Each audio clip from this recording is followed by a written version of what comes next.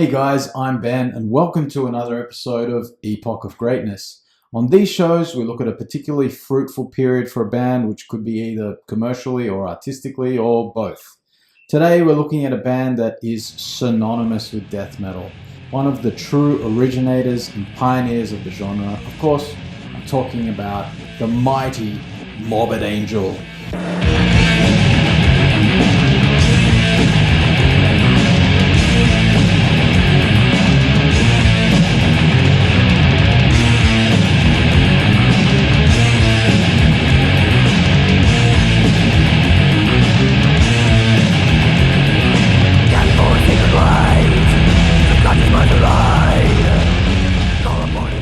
So Morbid Angel formed in 1983 in Tampa, Florida, which of course was to become a hotbed of death metal classics and the epicenter for the Morris sound, death metal sound, which seems to be sort of equally loved and hated in the underground. Personally, I love that era of metal, and many of those albums remain favorites to this day. Anyway, Morbid Angel, originally consisting of founder and only remaining original member Trey Goth, drummer and vocalist Mike Browning, and vocalist and bass player Dallas Ward, would grow a formidable reputation with their live performances, which were said to be full of gruesome stage antics. By the time they got their first demo, Bleed for the Devil, the band had already had a few lineup changes revolving around the bass duties.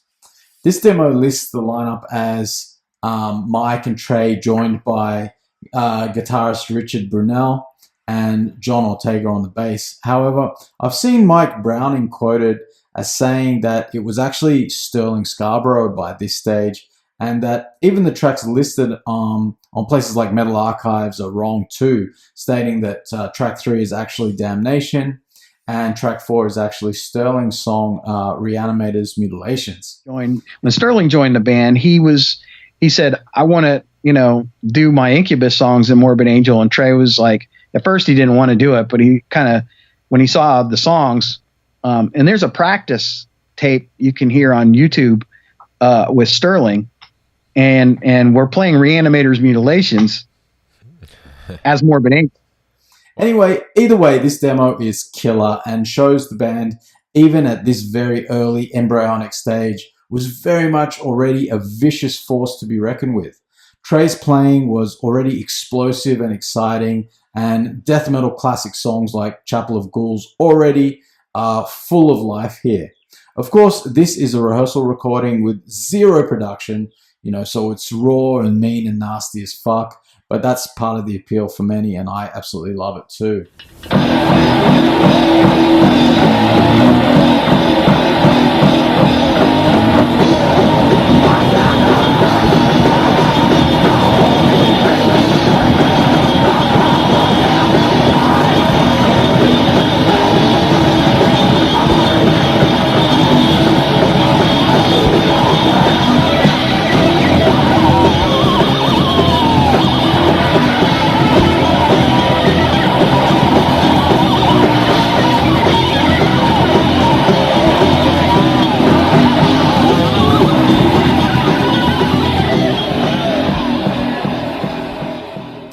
I believe they released another live demo that year, also called Total Hideous Death, also credited to the same official lineup as Bleed for the Devil. However, I haven't been able to get hold of it, and I wasn't even able to find it on YouTube, so I can't talk about that one.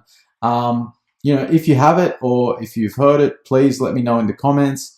If it's great or, a steaming fucking turd. Hard to imagine that though, hard to imagine it not being great since the demos on both sides of it fucking ruled. Anyway, 1986 would continue to be a busy year for Morbid Angel, who would give us another demo in the killer Scream Forth Blasphemies.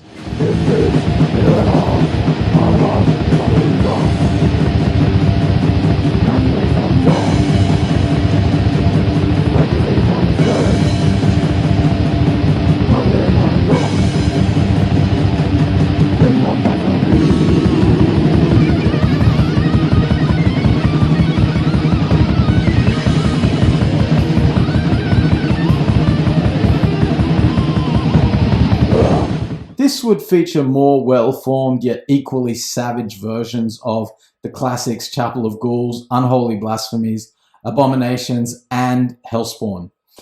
This was the band's first studio demo too. However, the sound is still very raw, primitive, and it would be easy to think that this was another boombox rehearsal recording.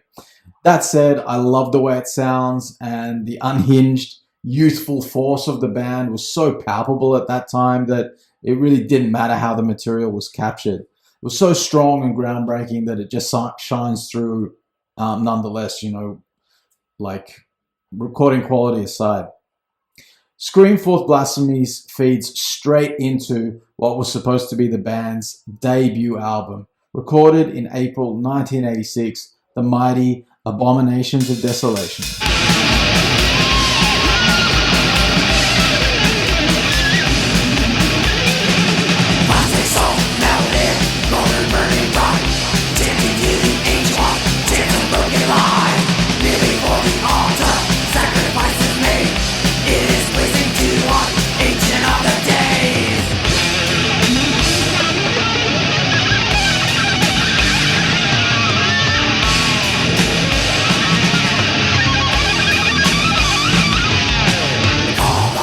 So this was to be the last release to feature original drummer and vocalist and founding member Mike Browning.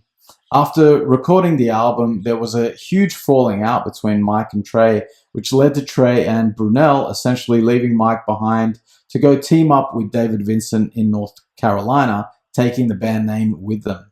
So everything was actually going really well at that point. The album was still going to come out. Sterling was going to re-record all the bass tracks. That's why the album didn't come out earlier. And then one day I was at work and I was working close to Trey's apartment complex. So I said, I'll stop by Trey's house for lunch and see what's going on. So I pull into his apartment complex and there's my girlfriend's car. Oh boy. So I went back and I kicked the door open. I broke it off the hinges and they were on top of each other on the couch, just kissing, going at it. They still had their clothes on. But, wow. I broke the door open, I found him, and I just kind of, there was a lot of yelling and arguing, and I left. And then that night, Trey came to pick up his guitar stuff. He quit. He said, basically, it's over. He quit Morbid Angel. No, well, he quit playing with us. Okay. Because Morbid Angel was his name. Oh. And he said, well, I've been talking to David Vincent, and he always wanted me to join his band, so I think I'm going to go to North Carolina and join up with him, but I'm keeping my name. Okay. And I got really mad, and I beat the fuck out of him. I was willing to say, look, I was mad, of course, but I was willing to kick her to the curb and just still keep Morbid Angel going and just be a man about things. This also meant that Abominations of Desolation would be shelved, with Trey later claiming publicly that it should be thought of as a demo. However, at the time, it was most definitely intended to be the band's debut album, and what a fucking album it is. I absolutely adore this album. It's fucking awesome.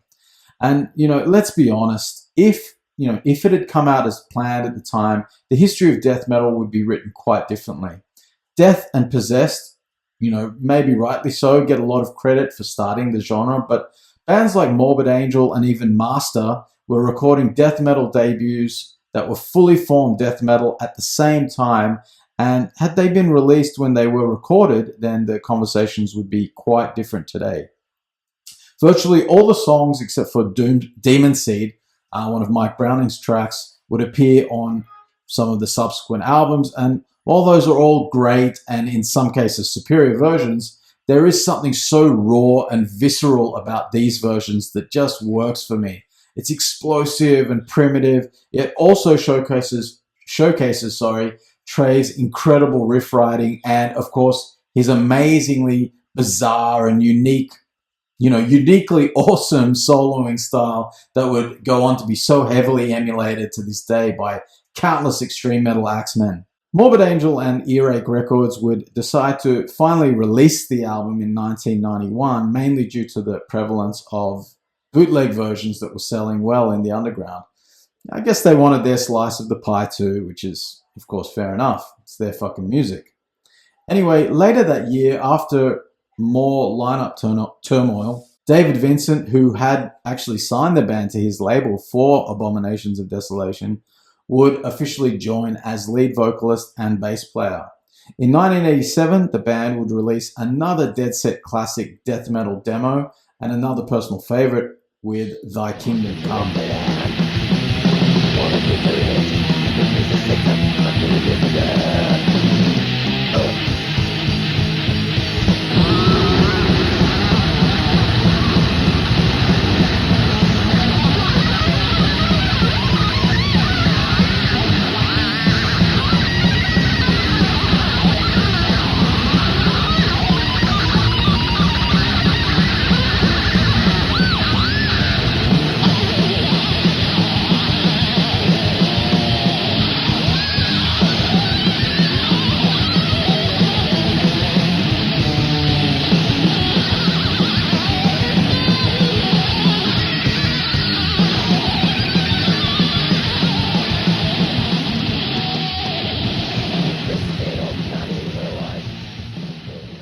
This was David Vincent's debut with the band, and he sounds extremely evil and underworldly here. He actually sounds very different here to what he would become, later on, with that more trademark sound that he would develop. Of course, Trey absolutely slays throughout as usual, explosive and insane sounding as always. They also had Wayne Hartzell sitting behind the drum kit on this one, and he does a decent job at mimicking Mike Browning's drum approach. Of course, his tenure with the band was short-lived, with, a drum legend soon to join and lift Morbid Angel to god-tier levels. Making his mark as drummer for the grindcore legends Terrorizer, Pete Commando Sandoval was a self-taught force of nature whose dedication and drive was about to level up when Morbid Angel invited him to join in 1988.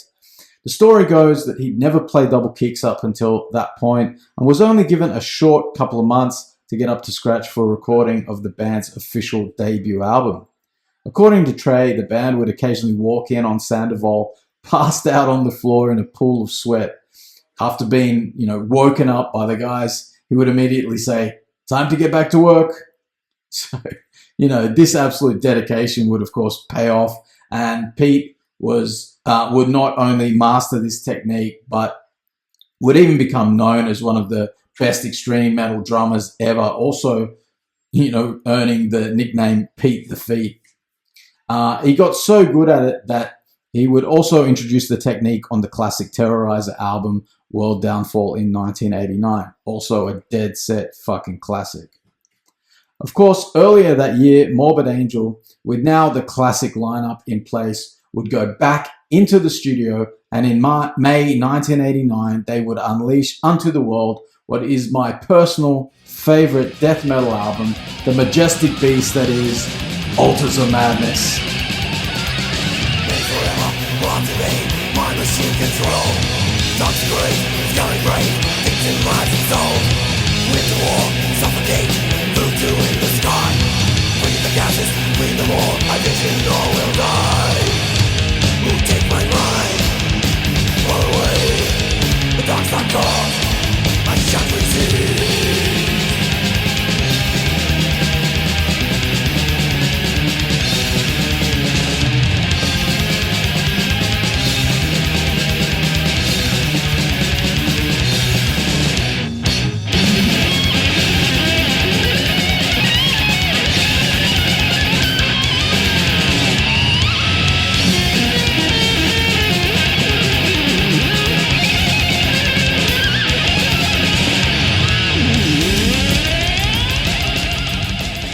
Altars of Madness is often listed as the number one or one of the very top death metal albums of all time across traditional media like Terrorizer and Decibel magazines. But, I've also seen it lauded online in many forums and pages and amongst friends and blah, blah, blah, fucking everywhere. Everyone knows it's one of the greats. The impact of this album is undeniable. It's one of the most influential albums in metal history, and it single-handedly created generations of copycats as well as bands inspired by them that would go on to create their own greatness. Altars of Madness really is an exercise in perfection. There really are no weak spots, and to my ears, it's a perfect album. Easily my favorite Morbid Angel album, and even though I usually never say any one band or album is a favorite because I love so many bands, and it's hard for me to pin it down because I fucking just love countless amounts of bands, Altars is one of those albums that it never ages and is always great to hear, so I feel okay saying that it's my favorite death metal album. I love every track, but, you know, the classic highlights are undeniable. Immortal Rites is pure perfection. Chapel of Ghouls is in its most perfected form here and fucking awesome. Maze of Torment is another death metal greatest hit. It's just fucking amazing track. Everybody knows that. I love the spookiness of the main theme in Visions from the Dark Side. That's just so cool. And Evil Spells is always cool. But really, you know, I could just as easily have named all the other tracks as well. I love every second of this album. And, you know, if there's any youngsters watching and somehow you've missed it, then change that immediately. It's the definition of essential death metal. And also, with that classic Dan Seagrave art adorning the cover, you really can't go wrong. You know, this shit right here. Morbid Angel would hit the road and tour extensively, playing with Napalm Death and Bolt Thrower in Europe, Pantera, Obituary, Atheist, Death Angel, Forbidden, Sanctuary, Ripping Corpse, Deicide, Sacrifice, and Wrath in North America, and Sarcophago, Sex Trash, and Cambio Negro in Brazil. By the beginning of 1991, Morbid Angel and Earache Records were both ready for the band to head back into the studio for the follow-up to Altars of Madness. The mighty Blessed Are the Sick.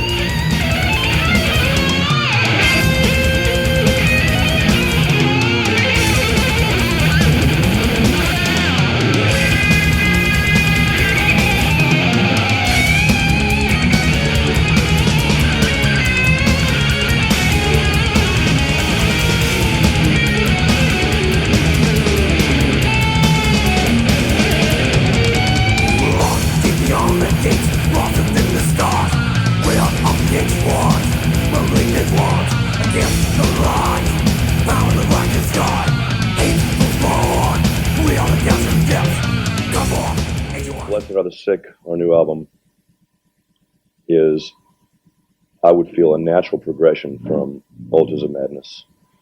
It's quite a bit more artistic.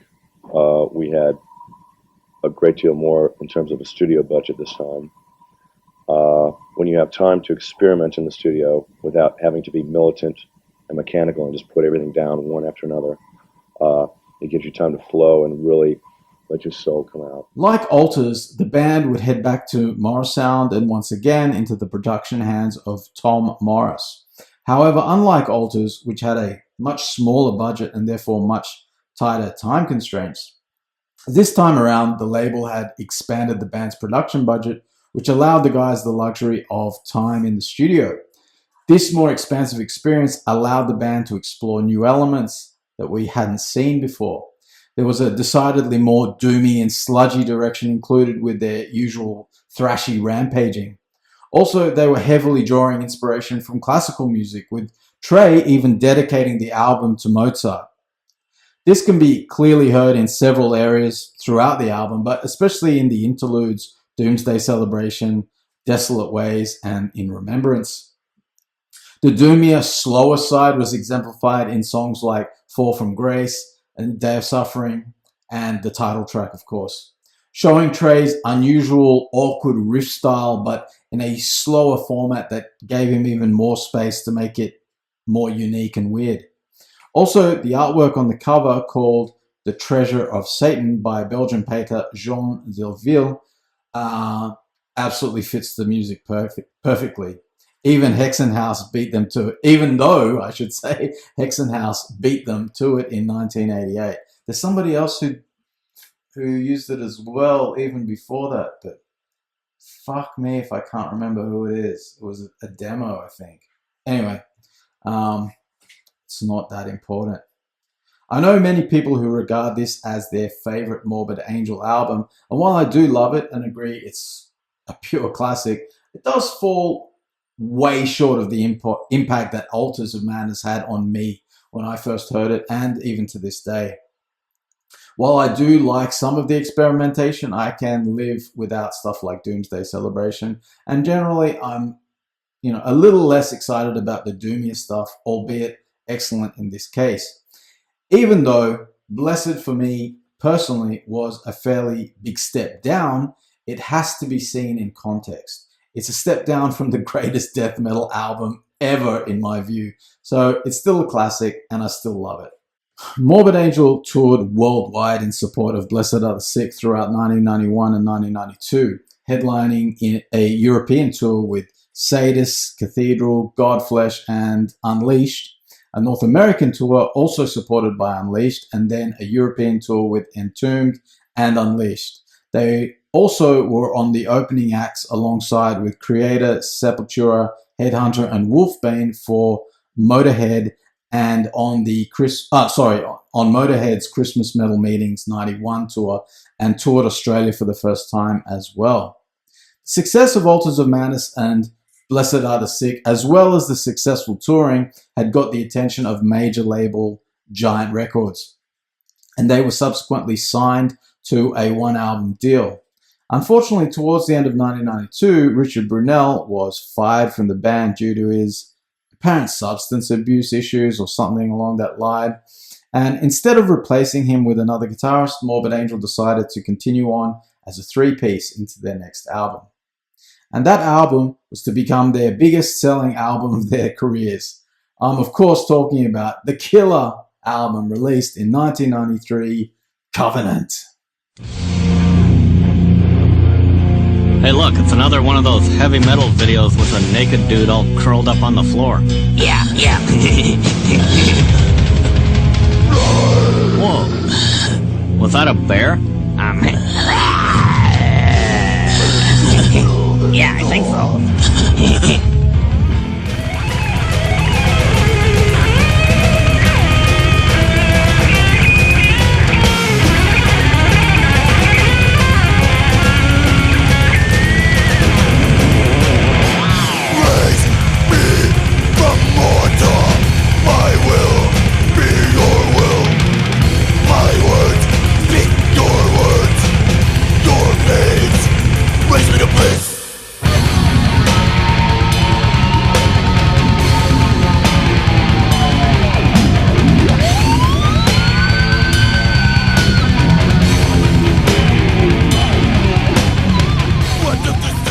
Now, was there anybody that was ever telling you, because I'm sure, Morbid Angel, you've got your solid fan base, there's a certain type of music that you guys always want to play. We do. And now being with a major, it seems like somebody would almost say, oh, would you try this? And working with a different producer.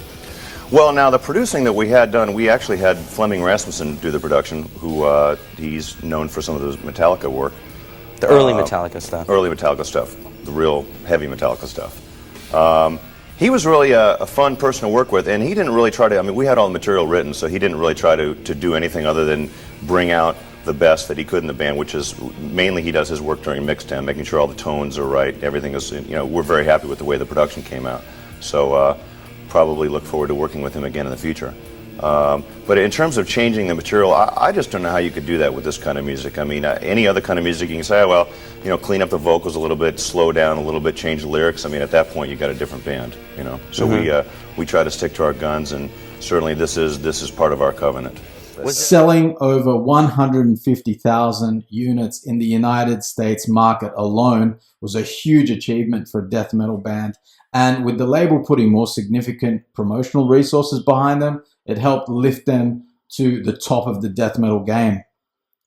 Their videos for Rapture and God of Emptiness getting them heavy rotation on MTV's Headbangers Ball, and even making an appearance on Beavis and Butthead, which also did them a lot of favors.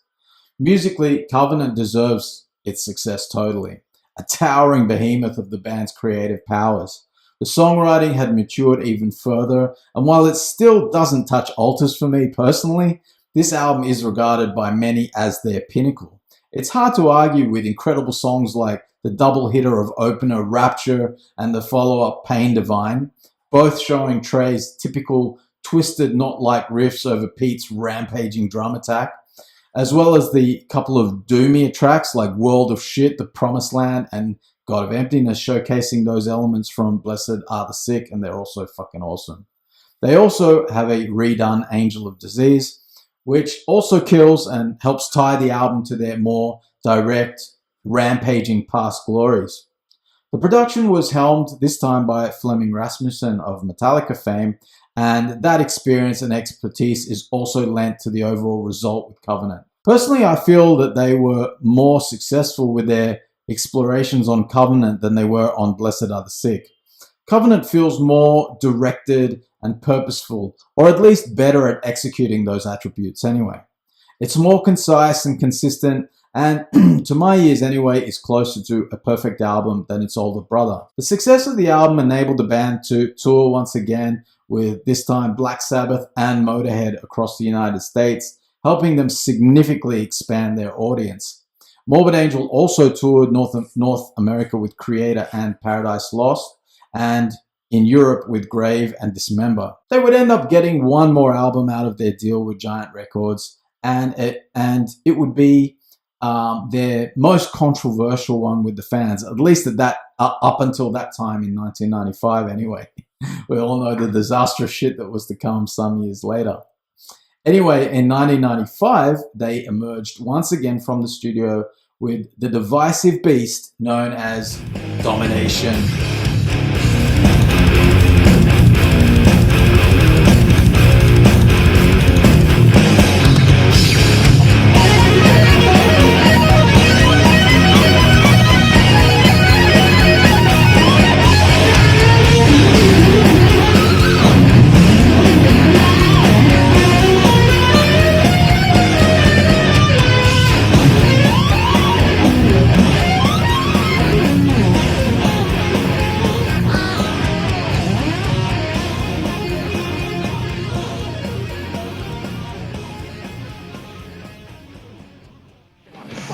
Yeah, I would say everything is always experimental.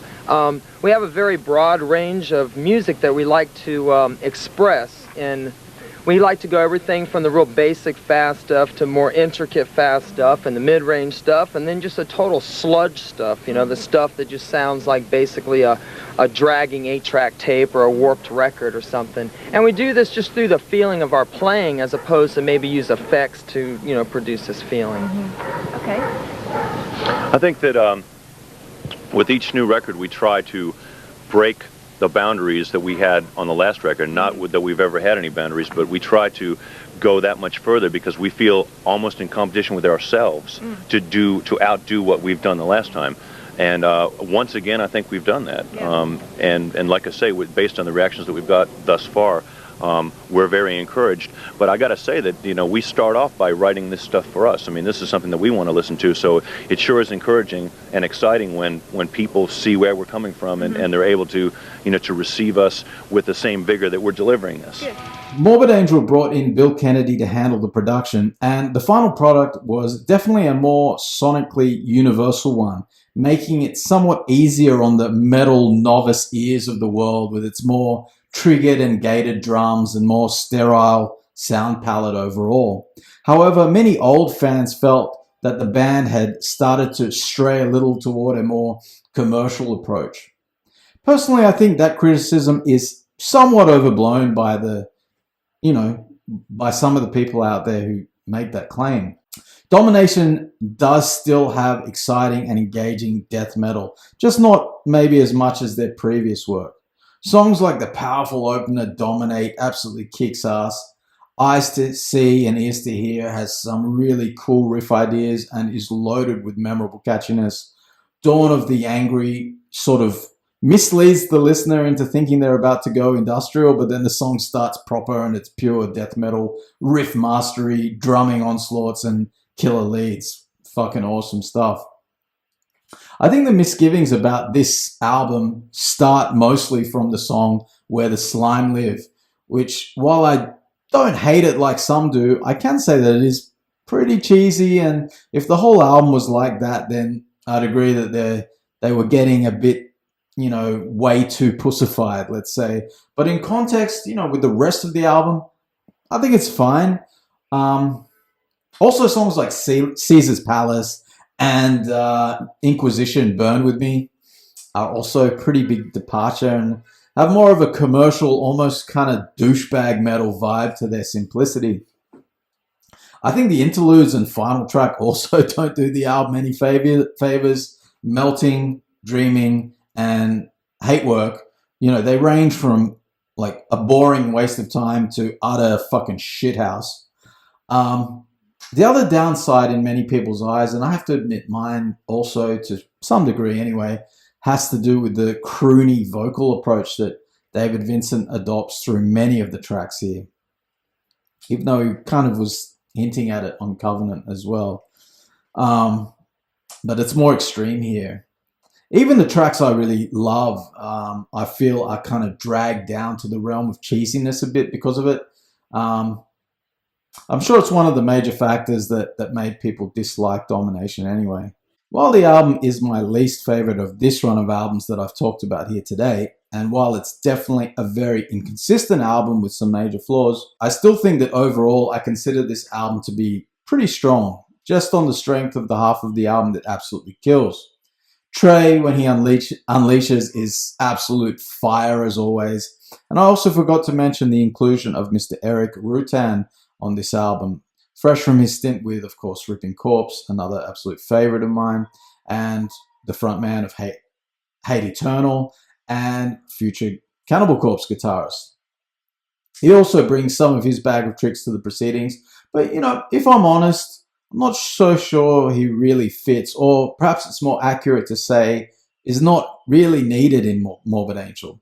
Eric is more likely a technically more accomplished guitarist, but Trey is just so unique and amazing that I'm not so sure that they need another soloist. Nevertheless, Eric does a stand-up job as he always does, and don't get me wrong, I think he's awesome and I'm a big fan. I love all his stuff, most of it anyway. Domination was a solid album, and it sold quite well too, moving more than 100,000 units in the US alone. There's also a funny thing about the early run for this album being sent out with slime in the packaging that leaked and turned out to actually be toxic, so it had to be discontinued. So not sure if anyone out there has one of these copies, but if you do, let me know in the comments. Be cool to hear about. Anyway, by 1996, the cracks were appearing between Trey and David. So shortly after the band released their absolutely kick-ass live album, Entangled in Chaos, which I highly recommend, by the way, if you haven't heard it, it's fucking awesome. David parted ways with Morbid Angel for the first time. You know, I don't like to really go out and talk. I'm not in the band for that. I'm in the band because I love the art and the music. It's everything, you know? So David was really good around people, talking. We could talk hours. We could talk forever. About it. Yeah, forever. We could take a whole show sometime. Maybe even invite me back and we'll talk for a whole show. How about that? And when I found out that he went over there and spread some stupid, drew some false image of the band, basically, you know, I was really infuriated. Which are the difference between this new one and the last Covenant? Well, I'd have to say that the production on the new CD is much stronger. The sound of Domination is so sterile, it pisses me off. The drums are too sampled.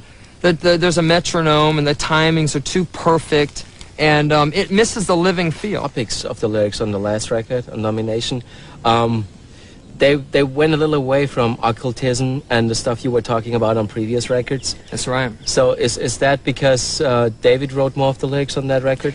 Yes, David wrote all the lyrics on that record. Itself, the lyrics in Domination, you are responsible for most part of the lyrics. Me? Yeah. It's funny because in Domination, he came in the studio writing lyrics. At the last minute, David was scratching down lyrics. Me? Yeah. And it's like I didn't even get to preview them. You know, I told them that I wanted the band to stay what it was always, like on Altars of Madness. The lyrics I wrote were very occult, very spiritual. This was the end of the first two eras of the band. In mine, and probably most other fans' opinion, it was easily their greatest era. They would, of course, bring Steve Tucker in to replace David, and some of those albums are great too, very strong, and I really like them, especially Formula's Fatal to the Flesh. David would return and again front the band for their absolute career-killing, steaming pile of shit, Illud Divinum Insanus, which is fucking shit from the anus. Only to have Steve come back into the fold to try and salvage the sinking ship. But, you know, only time will tell if they're able to ever really, you know, get close to their past glories again. I think most likely not, considering the state that everybody's in at this point in time. But for me, the first run through their demos into Abominations of Desolation and the first 4 official albums were Morbid Angel's greatest achievements. Albums that changed the face of death metal and influenced thousands for multiple generations. And that's why that is Morbid Angel's Epoch of Greatness. Anyway, guys, that's it for today. Thanks for watching. Stay metal and see you next time.